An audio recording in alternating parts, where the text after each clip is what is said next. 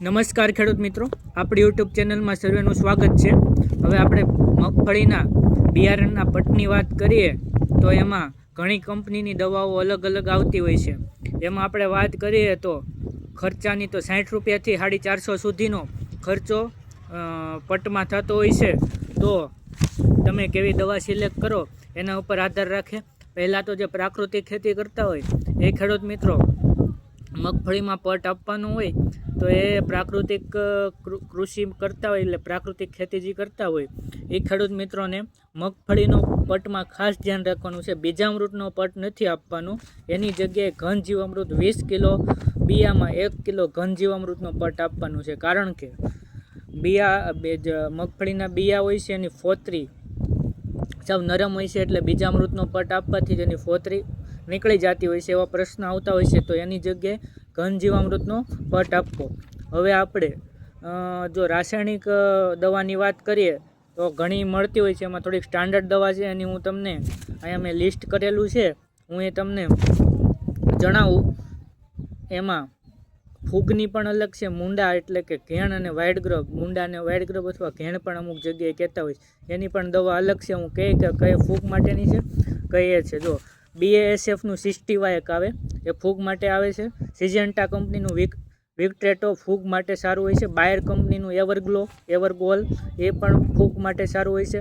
ધાનુકા કંપનીનું વિટાવેક્સનું પેકેટ આવતું હોય છે એ પણ સારું હોય છે। UPLનું સાપ પણ સારું હોય છે।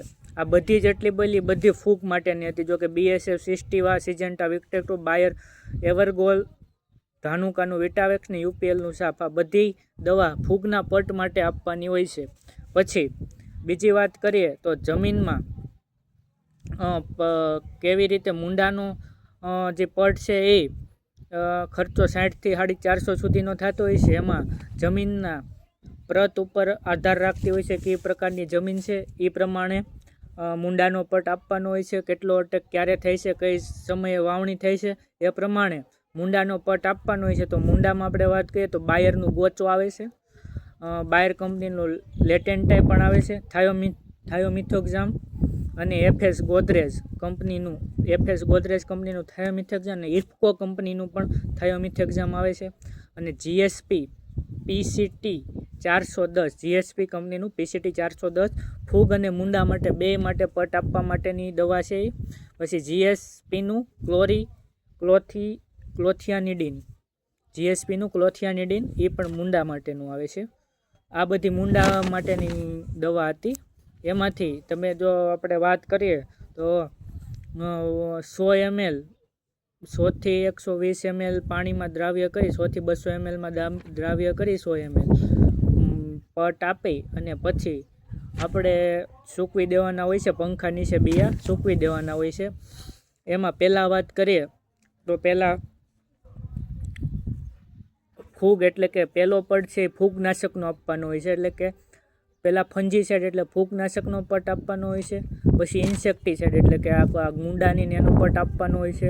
અને છેલ્લે કોઈ તમારે બેક્ટેરિયાનો પટ આપવાનો હોય તો છેલ્લે બેક્ટેરિયાનો પટ, આ રીતે સિક્વન્સમાં પટ આપવાની ભલામણ થયેલી હોય છે, કે પહેલાં ફૂગનો આપવાનો, પછી ઇન્સેક્ટિસાઇડનો અને પછી કોઈ રાઇઝોબિયમ હોય કે કોઈ બેક્ટેરિયા તમારે જે દેવા હોય। જો કે મગફળીમાં રાઇઝોબિયમ બેક્ટેરિયા તો હોય જ છે, એટલે તમારે જો એ કોઈ બેક્ટેરિયાનો ટ્રીટમેન્ટ આપવાની હોય તો એ છેલ્લે આપવાની, અંદરથી પહેલાં ફૂગની આપવાની, પછી ઇન્સેક્ટિસાઇડની આપવાની અને છેલ્લે આપવાની આ બેક્ટેરિયાની। આમ FIR અમે કહેતા હોય છે, એટલે કે ફંજીસાઇડ, ઇન્સેક્ટિસાઇડ અને રાઇઝોબિયમ એટલે કોઈ પણ બેક્ટેરિયા। એવી રીતે અલગ અલગ રીતે તમારે તમારી જરૂરિયાત મુજબ વાવવાના આગલે દિવસે પટ મારી અને સૂકવી અને પછી વાવવાના હોય છે।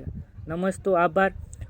અને હજી એક આ વાત કરવાની, જો પાવડરવાળો હોય, કોઈ પાવડરવાળી દવા હોય તો લાંબા સમય સુધી બીડો પેડો રહેતો વાંધો ન આવે, પણ જો પ્રવાહીવાળી તમે પટ માર્યો હોય તો એને આગલે દિવસે પટ મારી પછી વાવવાની ભલામણ હોય છે। નમસ્તો, આભાર। જય જવાન જય કિસાન।